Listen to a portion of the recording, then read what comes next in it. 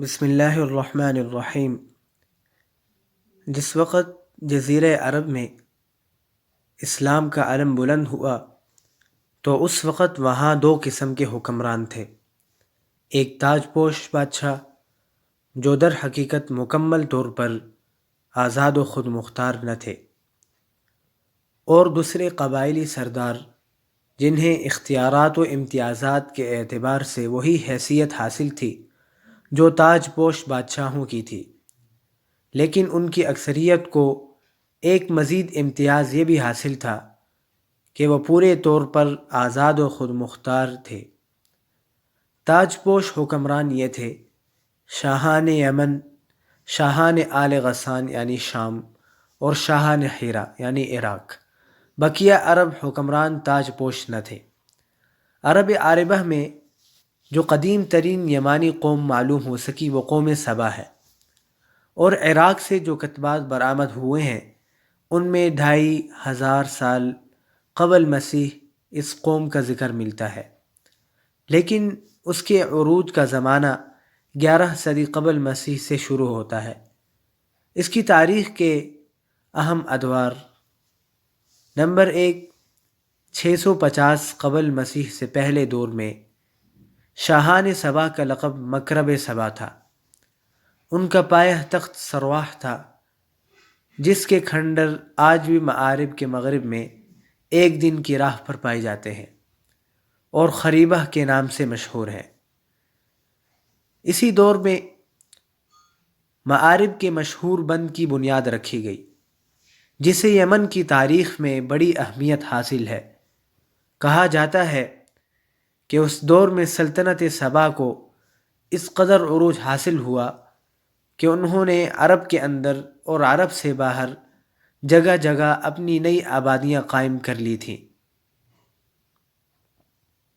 Number 2، 650 قبل مسیح سے 115 قبل مسیح تک کے دور میں سبا کے بادشاہوں نے مکرب کا لفظ چھوڑ کر ملک یعنی بادشاہ کا لقب اختیار کر لیا اور سرواح کے بجائے معارب کو اپنا دارالسلطنت بنایا۔ اس شہر کے کھنڈر آج بھی صنعاء کے 60 میل مشرق میں پائے جاتے ہیں۔ نمبر 3، 115 قبل مسیح سے 300 عیسوی تک کے دور میں سبا کی مملکت پر قبیلہ حمیر کو غلبہ حاصل رہا اور اس نے معارب کے بجائے ریدان کو اپنا پایہ تخت بنایا۔ پھر ریدان کا نام ظفار پڑ گیا، جس کے کھنڈرات آج بھی شہر یریم کے قریب ایک مدور پہاڑی پر پائے جاتے ہیں۔ یہی دور ہے جس میں قوم سبا کا زوال شروع ہوا۔ پہلے نبطیوں نے شمالی حجاز پر اپنا اقتدار قائم کر کے سبا کو ان کی 9 آبادیوں سے نکال باہر کیا۔ پھر رومیوں نے مصر و شام اور شمالی حجاز پر قبضہ کر کے ان کی تجارت کے بحری راستے کو ختم کر دیا، اور اس طرح ان کی تجارت رفتہ رفتہ تباہ ہو گئی۔ ادھر قحطانی قبائل خود بھی باہم دست و گریباں تھے۔ ان حالات کا نتیجہ یہ ہوا کہ قحطانی قبائل اپنا وطن چھوڑ کر ادھر ادھر بکھر گئے۔ نمبر 4، 300 عیسوی سے اسلام کے ظہور تک یمن کے اندر مسلسل اضطراب و انتشار برپا رہا۔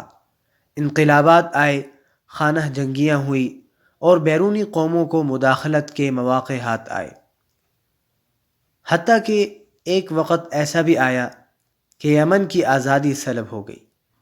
چنانچہ یہی دور ہے جس میں رومیوں نے عدن پر فوجی تسلط قائم کیا اور ان کی مدد سے حبشیوں نے حمیر و ہمدان کی باہمی لڑائی کا فائدہ اٹھاتے ہوئے 340 عیسوی میں پہلی بار یمن پر قبضہ کیا، جو 378 عیسوی تک برقرار رہا۔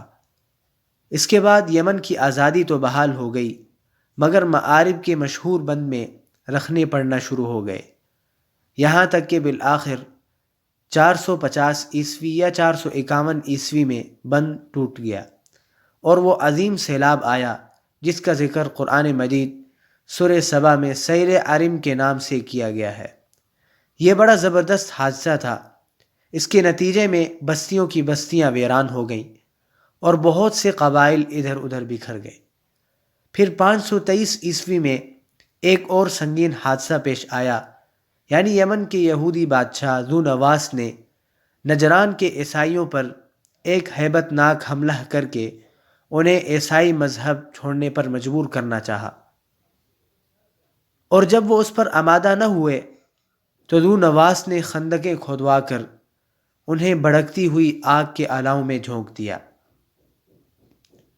قرآن مجید نے سورہ بروج کی آیات قتل اصحاب الاخدود میں اسی لرزہ خیز واقعے کی طرف اشارہ کیا ہے۔ اس واقعے کا نتیجہ یہ ہوا کہ عیسائیت جو رومی بادشاہوں کی قیادت میں بلاد عرب کی فتوحات اور توسیع پسندی کے لیے پہلی ہی سے کوشش میں تھے، انتقام لینے پر تل گئی اور حبشیوں کو یمن پر حملے کی ترغیب دیتے ہوئے انہیں بحری بیڑا مہیا کیا۔ حبشیوں نے رومیوں کی مدد سے 525 میں اریاد کی زیر قیادت 70,000 فوج سے یمن پر دوبارہ قبضہ کر لیا۔ قبضہ کے بعد ابتداءً تو شاہ حبش کے گورنر کی حیثیت سے اریاد نے یمن پر حکمرانی کی، لیکن پھر اس کی فوج کے ایک ماتحت کمانڈر ابرہہ نے اسے قتل کر کے خود اقتدار پر قبضہ کر لیا اور شاہ حبش کو بھی اپنے اس تصرف پر راضی کر لیا۔ یہ وہی ابرہہ ہے جس نے بعد میں خانہ کعبہ کو ڈھانے کی کوشش کی اور ایک لشکر جرار کے علاوہ چند ہاتھیوں کو بھی فوج کشی کے لیے ساتھ لایا، جس کی وجہ سے یہ لشکر اصحاب فیل کے نام سے مشہور ہو گیا۔ ادھر واقع فیل میں حبشیوں کی جو تباہی ہوئی، اس سے فائدہ اٹھاتے ہوئے اہل یمن نے حکومت فارس سے مدد مانگی اور حبشیوں کے خلاف علم بغاوت بلند کر کے سیف ذی یزن حمیری کے بیٹے مادی کرب کی قیادت میں حبشیوں کو ملک سے نکال باہر کیا اور ایک آزاد و خود مختار قوم کی حیثیت سے مادی کرب کو اپنا بادشاہ منتخب کر لیا۔ یہ 575 کا واقعہ ہے۔ آزادی کے بعد مادی کرب نے کچھ حبشیوں کو اپنی خدمت اور شاہی جلو کی زینت کے لیے روک لیا، لیکن یہ شوق مہنگا ثابت ہوا۔ ان حبشیوں نے ایک روز مادی کرب کو دھوکے سے قتل کر کے ذی یزن کے خاندان سے حکمرانی کا چراغ ہمیشہ کے لیے گل کر دیا۔ ادھر کسریٰ نے اس صورتحال کا فائدہ اٹھاتے ہوئے صنعا پر ایک فارسی النسل گورنر مقرر کر کے یمن کو فارس کا ایک صوبہ بنا لیا۔ اس کے بعد یمن پر یکے بعد دیگرے فارسی گورنروں کا تقرر ہوتا رہا، یہاں تک کہ آخری گورنر بازان نے 628 میں اسلام قبول کر لیا اور اس کے ساتھ ہی یمن فارسی اقتدار سے آزاد ہو کر اسلام کی عملداری میں آ گیا۔